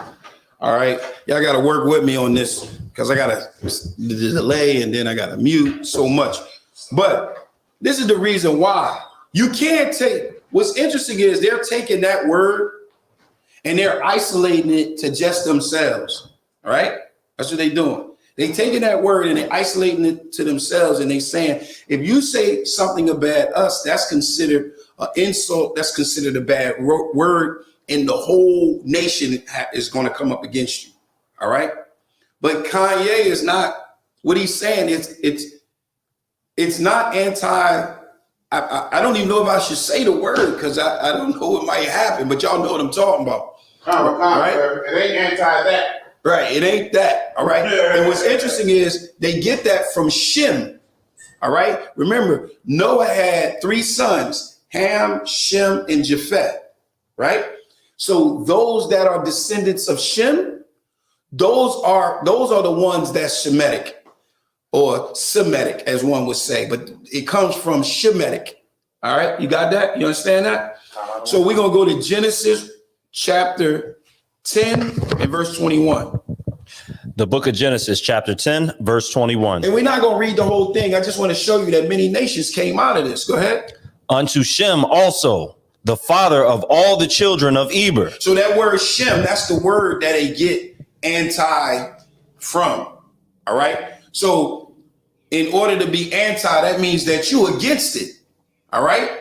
You against it. All right. So he says unto Shem also, go ahead. The children of Eber. Come on. The brother of Japheth. Come on. The elder. Even to him were children born. Come on. The children of Shem, Elam, and Ashur, and Aphraxed. All right, so those are nations right there. Those are nations right there. Now we come from Eber. When it says in verse 21, and the children of Eber, from Eber, I'm gonna show you. Now go down to verse 31. Now between 23 and 30, he mentioned many nations. In verse 30, Salaki, in 31, he says this, read. Verse 31, these are the sons of Shem after their families, after their tongues, in their land after their nations. After their what? After their nations. As in plural. So one group of people can't monopolize this word Shem. You can't monopolize and say this is just referring to us. When it says in verse 31, read it again. Verse 31, these are the sons of Shem after their families, after their tongues. So they got different languages. Go ahead. After their tongues in their lands. In their lands, because they got different lands. Go ahead. After their nations. After their nations, that's in plural. All right. Now, if you go over to verse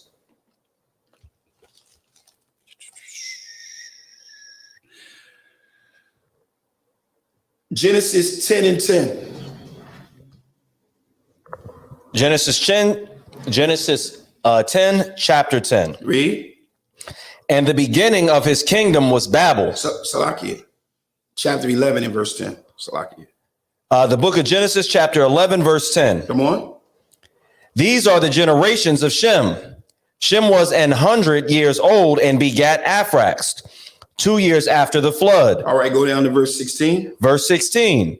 And Eber lived 430 years and begat Peleg. And Eber lived after he begat Peleg 430 years. Come on. And begat sons and daughters. So Eber is Shemitic. He's Shem. He's from Shem, right? Go ahead. Is that something to do with Hebrew? Oh, absolutely. Okay. Absolutely. And now go dealing with the same genealogy, right? I want you to go over to verse 26.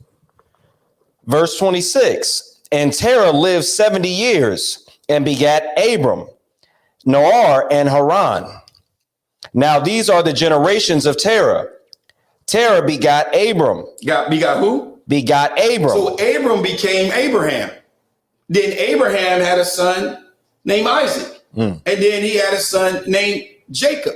And Jacob became Israel, and Jacob had 12 sons. And those 12 sons became the 12 tribes of Israel from his seed after his kind.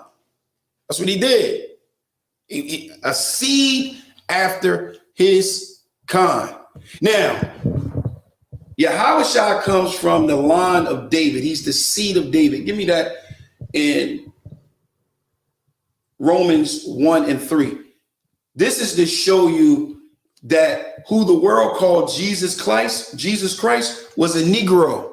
He was a black man. Yo, give me Acts 13 and get that ready for me for that word Niger that they call the word nigger. You got that? Kind out of one kind, sir.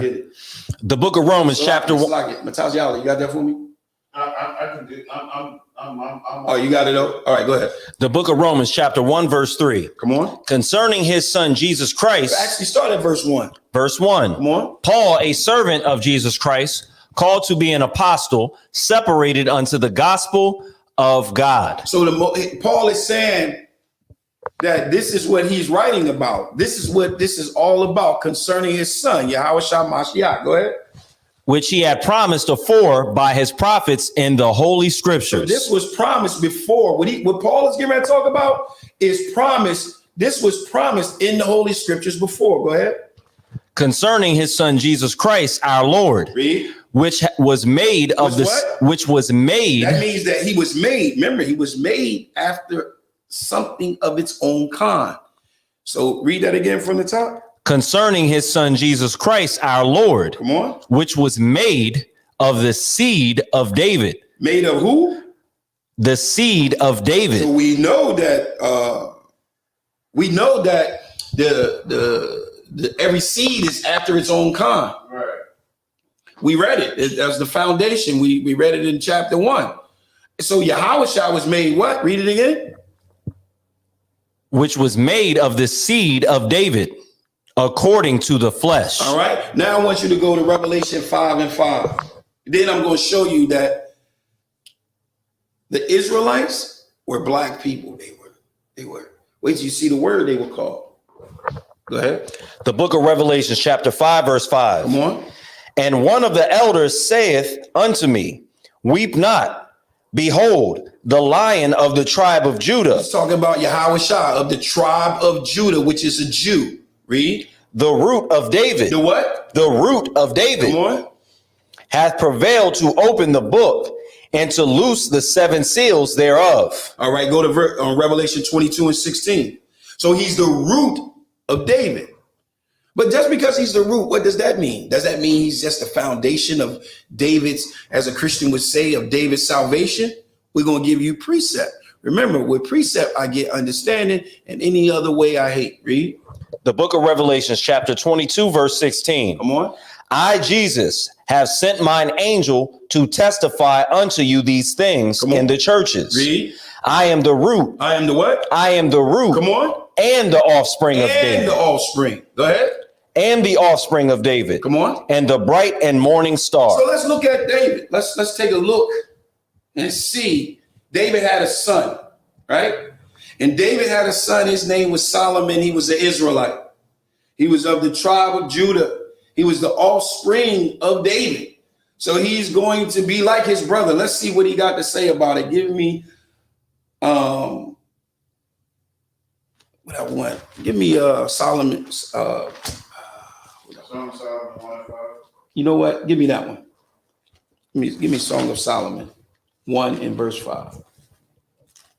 The book of Song of Solomon, chapter 1, verse 5. Now, this is what David got to say about, this is what Solomon got to say, right? To let them know that this is Solomon speaking. Now, first, I want you to give me verse 1. Verse 1. Come on. The Song of Songs, which is Solomon's. Which is whose? Which is Solomon's. It's Solomon's with an apostrophe S. The apostrophe S means ownership, right? And we all learned that in school. Apostrophe S means ownership. So he wrote this letter. What did he say in verse 5? Verse 5. I am black. I am what? I am black. Why isn't he saying I am red?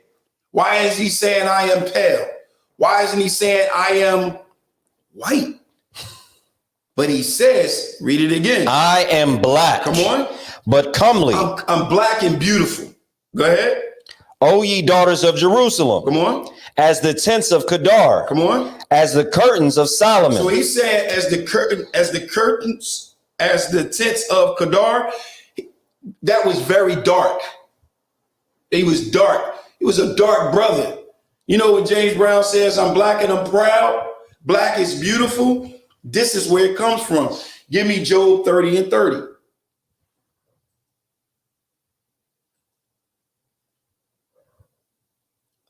The book of Job, chapter 30, verse 30. Come on. My skin is black upon me. My skin is black. It's white. Black. Red. Black. Blue. Black. Black. My skin is black up on me. I guess we got to get Solomon. We got to get Job. We got to get William Penn. We got to get the Reverend. We got to get all of these people, because all of these people have made these statements that now is sending the world in a turmoil. But we're here to tell you the truth, because the truth will make you free. All right. Now, give me Acts chapter 13. And then we're going to close out with Revelation. Give me Acts 13 and 1. Now we're going to, this is talking about Israelites. It's the Israelites right here. That's what it is. These are the Israelites in Antioch, right? And this right here is going to show you something else that's very important about the Israelites. Read. The book of Acts, chapter 13, verse 1. Come on. Now there were in the church that was at Antioch certain prophets and teachers, as Barnabas and Simon, that was called Niger. Now, when you read that, say that word again. So I'm pronouncing it wrong. But just pronounce it the way you pronounce it. Niger. Niger or Niger? Which one? Normally it's they try to pronounce it Niger in modern times. Niger. All right. So what is this word really saying? You got that up? Sir. Bring that word up so that now I want you guys to listen to what this word is. What this word is saying here. All right. Go ahead.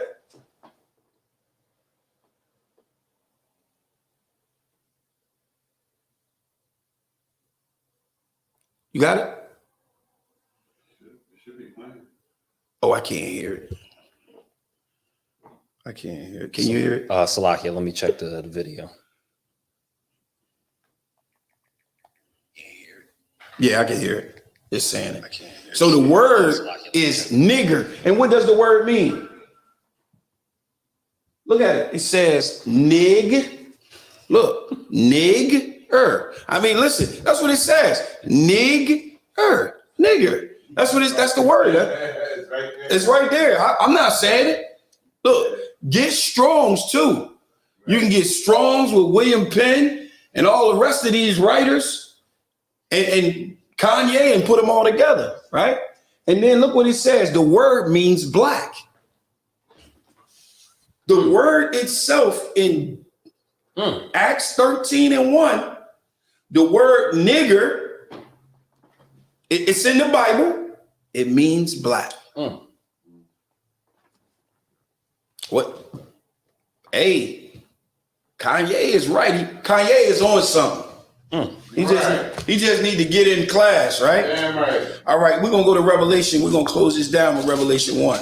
We're gonna show that the king was black, the brother of Solomon, the son and offspring of David. Real quick, just I could go on and on. Give me Luke. I'm coming. He's looking. Give me Luke chapter 2 and hold on. Luke chapter 1. I'm sorry. Luke chapter 1 and verse 32. We actually start at verse 31. Read. The book of Luke, chapter 1, verse 31. Come on. And behold, thou shalt conceive in thy womb and bring forth a son. Talking to Mary. Say you're going to conceive in your womb. All right. We know how a woman conceives in her womb, right? Go ahead. And bring forth a son. Come on. And shalt call his name Jesus. Which is in the Hebrew, Yahweh Shah. Go ahead. He shall be great. Come on. And shall be called the Son of the Highest. Read. And the Lord God shall give unto him the throne of his father. The throne of who? The throne of his father. The root and offspring of David. Read. That's it. All right, that's cool. That's wild. Now let's go to the book of Revelation. Let's look at our king. Let's look at our king. We're going to start at verse 1. The book of Revelations, chapter 1, verse 1. Now, the word revelation means to reveal, right? That's what it means. It means to reveal, all right? To bring previously something unknown into a fact, all right? Unto a fact, all right? Revelation 1 and 1. The book of Revelations, chapter 1, verse 1. Read. The revelation of Jesus Christ. Come on. Which God gave unto him. Read. To shew. To what? To show. Read. Unto his servants things which must shortly come to pass. Come on. And he sent and signified it by his angel unto his servant John. All right. So it was given to John. Verse 2. Verse 2. Who bear record of the word of God. So he bear record of the most high power. All right. Read. And of the testimony of Jesus Christ. And the testimony of who the world calls Yahweh Shah Mashiach. Go ahead, read. And of all things that he saw. Of all things that he what? That he saw. No, that he felt. That he saw. Oh, that he kind of like, he couldn't have saw it. He couldn't have saw it. Oh, it does say saw, right? He saw. He saw it. So he actually visually seen. And what he sees, he's going to reveal. Read. Blessed is he that readeth. Come on. And they that hear the words of this prophecy. Believe these words of this prophecy. Go ahead. And keep those things which are written therein. All right. For the time is at hand. Right. The time is at hand right now. The time is at hand that we understand that the Israelites, the 12 tribes of Israel, is right here in North America. The 12 tribes of Israel is right here among us, and they are Black, Hispanic, and Native American people.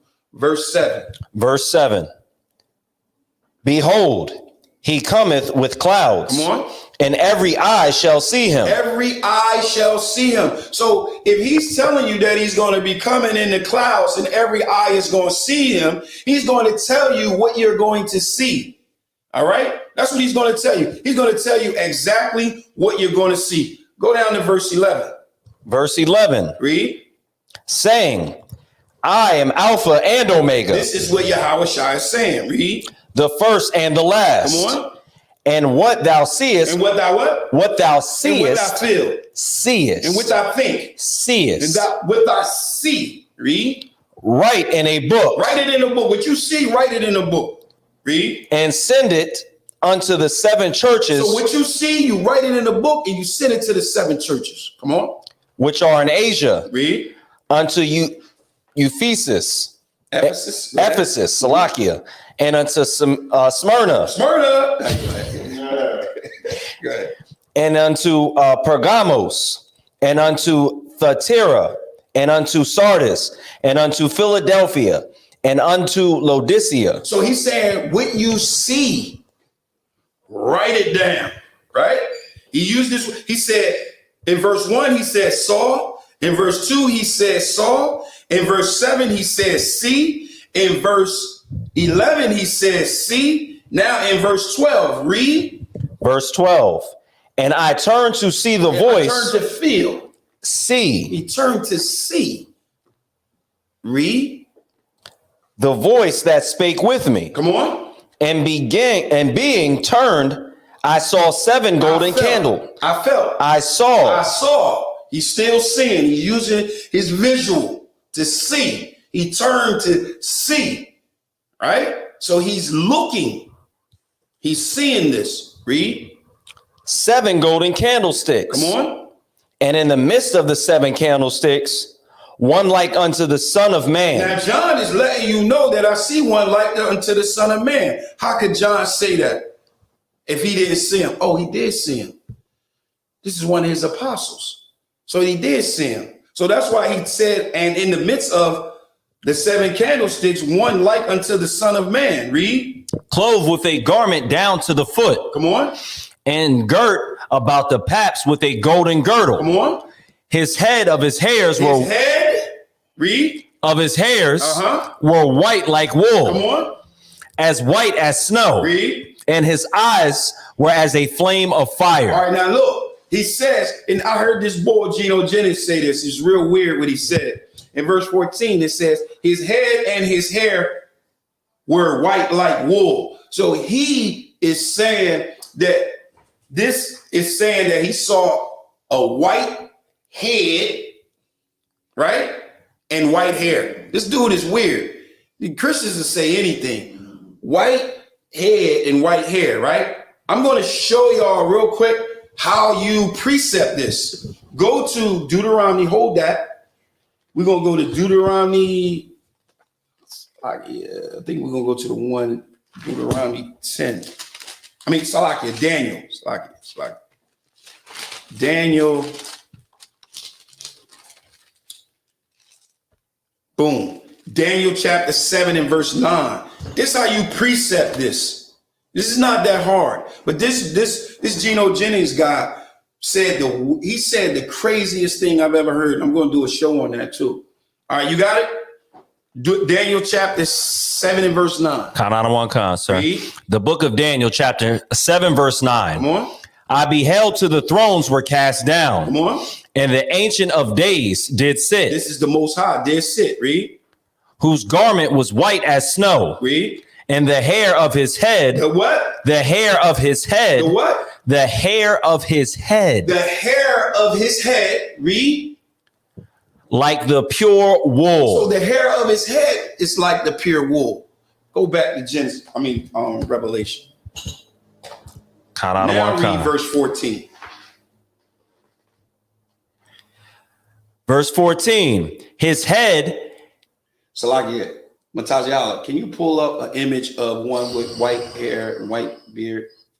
This image. Pull up this image right here. Go ahead, read. His head and his hairs were like wool. Read. As white as snow. So it was like wool. Who has woolly hair on the earth? Almost. I ain't got who got woolly hair on the earth? I mean, we don't have to say anything. You guys can listen and you can come to your own conclusion based on truth, on exactly what we read and what we saying. All right, go ahead. Wool as white as snow. Come on. And his eyes were as a flame of fire. Come on. And his feet and like his what? And his feet. And his feet, read. Like unto fine brass. Like unto fine brass. Brass is defined by its color. That's how brass is defined. Brass is not defined by filling it or anything else. It's only one way a person says, yo, that joint look like brass. I never heard somebody say, man, without looking, this feel like brass. No, you got to look at it because brass is known by its color. Right? Anything else on that? Khan. Read. As if they burned in a furnace. As he burned in a furnace. So he was a dark brother. Just like Solomon, his brother. I am black, but comely. Right? What else you got? The last part is Salakia. As they burned in a furnace, in his voice as the sound of many waters. That's many waters. And this is what I'm gonna leave y'all with. I'm gonna leave you with this. Any questions in the chat? All right. I'm gonna leave you with this. Give me John 8, Salakia. I'm gonna chill. Give me John 8 and 32. You can start at 31. You said John 8 and 32. John 8, 31 and 32. The book of John, chapter 8, verse 31. Then said Jesus to the Jews, which believed on him, if ye continue in my word, then are ye my disciples indeed. And ye shall know the truth. And ye shall what? And ye shall know the truth. So if you continue in his word, remember, the word that he gave that word to John. Yahweh, the words that he speaks is not the words of his own, it's the word of his Father. Remember, he doing the will of him that sent him. So everything that we read from Deuteronomy 28, everything that we read about Solomon, everything that we're reading in the book of Psalms, everything that we're reading in David, this is how, if ye continue in my words, read, then ye are my disciple indeed. A disciple means one that follows. So you following Yahweh Shai, you following what the scriptures is saying. And by doing this, this is what takes place. And ye shall know the truth. And you're going to know the truth. You're going to know that the Jews are black. You're going to know that blacks, Hispanics, and Native American people are the true Israelites. And you're going to know that truth. That's why it says, and ye shall know the truth. Read. And the truth shall make you free. He's going to do what? Make you free. Make you free. I'm going to give you one more, Salaki.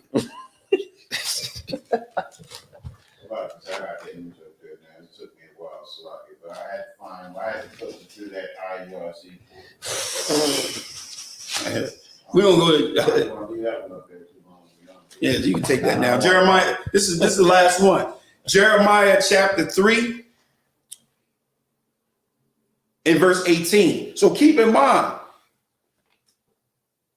the northern kingdom and the southern kingdom, which is Israel and which is Judah, was spread. They were separated. Hold up. Did I do something? Okay, it's lucky. They wasn't together. Remember, we just read that the 10 tribes went to a place where no man had dwelled. Judah was still in what we call today Africa. So they were separated. We were brought back together through slave ships. And when we was brought back together through slave ships, we're going to be brought out somewhere together. This is how you can put all of it together and know that the Israelites are right here in North America. You got that? That was Jeremiah 3 and 18. The book of Jeremiah, chapter 3, verse 18. Read. In those days, which is the days now, read. The house of Judah. The house of who? Judah. Read. Shall walk with the house of Israel. The house of Judah shall walk with the house of Israel in those days. Remember, they haven't walked together in the scriptures since David. Once David died and Solomon broke up the kingdom, they have never been together again. But now he's prophesying, Jeremiah is prophesying that in those days, the house of Judah shall walk with the house of Israel. Read. And they shall come together. They shall come together. The Most High is going to bring us together. Right? Read. Out of the land of the north. Out of where? Out of the land of the north. We are in North America right now. So the Most High is saying, I'm going to bring them together out of the land of the north. You see how it all comes together? You see how the slave ships took us over? You see how they went over? And then when they was over, don't get it twisted. I'm going to show you that they was put on slave ships too. Indigenous was put on slave ships just as well. All right. You got any more on that? The last part is take it from the top. Okay, kind of one sir. In those days, the house of Judah shall walk with the house of Israel. Come on. and they shall come together out of the land of the north to the land that I have given for an inheritance unto your fathers. So we're going to be brought out of the land of the north. Where's the land of the north? Right here in North America. How did we get here? Slave ships. How did our brothers get here? They traveled here. But don't get it twisted. I'm going to give you one more and then that's it. Salakia. I have to give this one off. I got to get this one off. We will go to the Black Indian. Right? I just want to show that the indigenous people were put on slave ships from here. You remember where it's at? What page? Bring it. Sir. You say I had to look at Matazi Yalo when I said that. I said, man, this guy gonna kill me. Hold on, let me see if I can get this. All right, well, so what I'm going to show you is, and when he's going to read, I'll read it. This is the same book, Black Indians, all right? This is an insert from Christopher Columbus' diary. Christopher Columbus, you can read it. This comes from Christopher Columbus' diary, all right? To show you that the transatlantic slave trade, it started as external out of the Americans, not an internal. It was external. Go ahead. For the people of the Americas, the arrival of Columbus was hardly a blessing. Come on. On his first day, October 12, 1492, the explorer wrote in his diary, I took some of the natives by force. He did what? I took some of the natives by force. Come on. He later found the original inhabitants to be tractable, peaceable. Right. Go ahead. And it concluded there is not in the world a better nation. Wow. There's not in the world a better nation than those that our brothers and sisters that he found here. Read. His response as a European was to say that the Indians must be made to work and adopt our ways. That's what we do now. We adopt all their ways. Go ahead.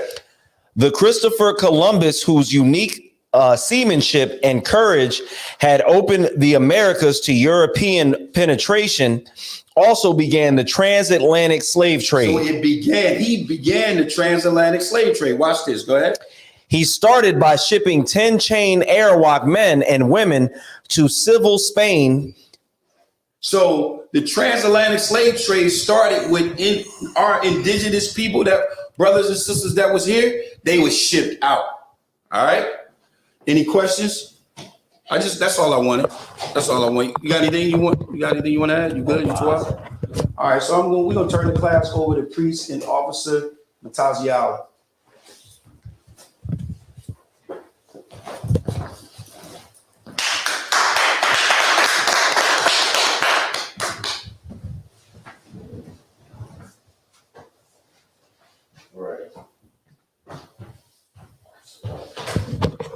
Rules for new brothers. ISUPK security announcements. Rules for new brothers and sisters. When a new brother or sister comes into the school, they're off limits for 6 months. They are to be saluted only. They are here to learn and show themselves of the world. If they need transportation, the teacher will arrange it. After 6 months, if a brother or sister has an interest in a particular person, they are to seek counsel from the heads. Tithe is a commandment. Numbers 18:21, Malachi 3:8-10, means 10th in Hebrew, ma'ashra. It's 10% for every penny of any increase the Lord gives you. Priest funds. Free will offering for the priest is not mandatory. It's whatever amount you like to donate, or whatever size Bible to whatever school you would like to donate. We have 2 schools now in Delaware we both like to drink. All right. Upcoming holy convocations. We have the. Do you remember that for the feast of dedication? The day. Oh, it's 1 second. I'll get it right quick. December 17th. Salakia. December 17th is the feast of dedication. I believe that's an 8-day feast. Right. So it starts on Saturday, December the 17th. All right. That's the feast of dedication. All right. And you can read more about that in the book of Maccabees. If anyone wants to be a trooper in the school, start wearing all black boots, shirt, pants, headband, and scarf. With that being said, members are advised, please stand. of Israel, Mighty Shabbat, Mighty Barak, Yahweh Hashem, Yahweh Shah Barakatham. Yahweh Matah, Sarge, need to turn. We're going to get the sisters the courtesy salute. Sisters, the Mighty, need to stand. Men of Israel, Mighty Shabbat, Mighty Barak, Yahweh Shema, Hashem, Yahweh Shah. Yahweh Matah, glad to dismiss.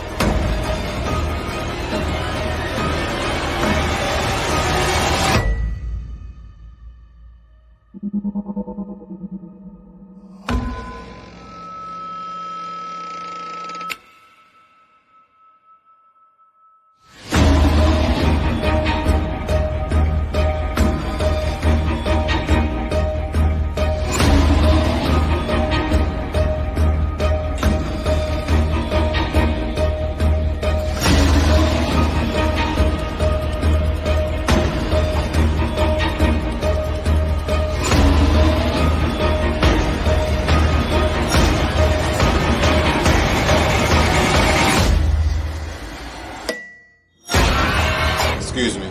I got a question. Somebody give me Romans 13 and 11.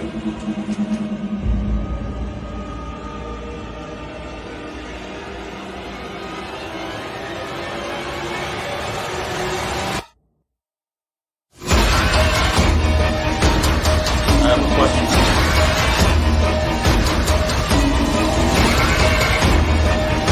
It's a Ronald Carr, man. Give me Romans 13 and 11. Khan, this is the book of Romans, chapter 13, verse 11. And that, knowing the time, that now it is high time to awake out of sleep. Brother, you need a water? Thank you.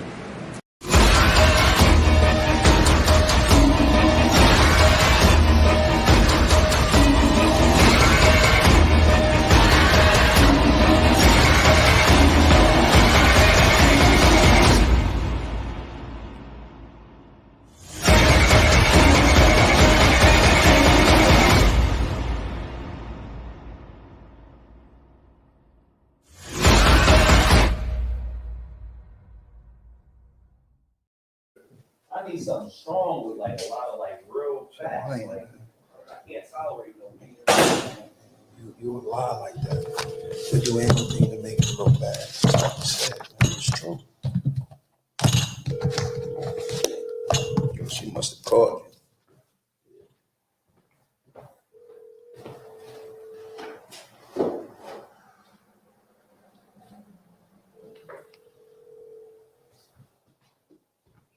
You have reached